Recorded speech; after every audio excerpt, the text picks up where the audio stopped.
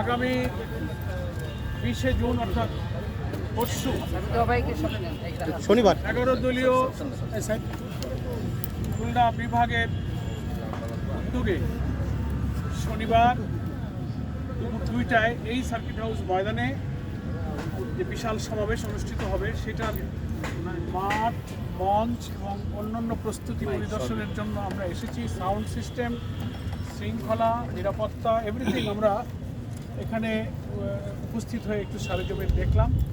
জনসভা বাস্তবায়ন কমিটির আহ্বায়ক, আমাদের নির্বাহী পরিষদের সদস্য, যশোর কুষ্টিয়া অঞ্চলের পরিচালক জনাব মোবারক হোসাইন আছেন এবং এই কমিটির মেম্বার সেক্রেটারি মহানগরী জামাতের আমির অধ্যাপক মাহফুজুর রহমান, এখানে 11 দলের শরিক, সব দলেরই জেলা মহানগরী এখানে আছেন। আমরা আজকের আবহাওয়াটা দেখে খুব ভালো যেমন লাগছে, তেমনি আল্লাহর কাছে আমরা ফরিয়াদও করছি যে পরশুদিন আবহাওয়াটাও যেন আল্লাহ তাআলা দয়া করে জনসভার উপযুক্ত রাখেন, করবেন।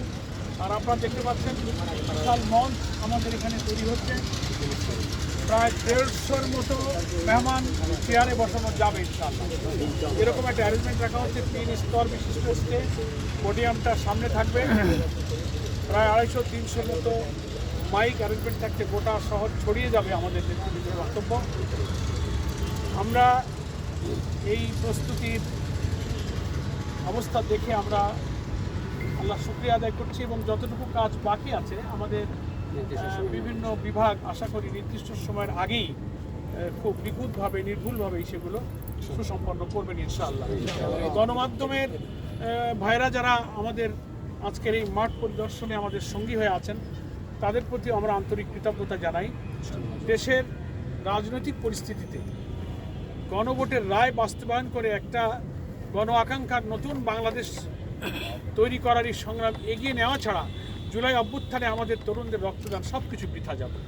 এই জন্য 11 দল বিভাগীয় পর্যায়ে একের পর এক সমাবেশের ডাক দিয়েছে। আজকে তারই ধারাবাহিকতায় তৃতীয় সমাবেশ হচ্ছে খুলনা বিভাগে। এর আগে রাজশাহী বিভাগ হয়েছে, চট্টগ্রাম বিভাগ হয়েছে।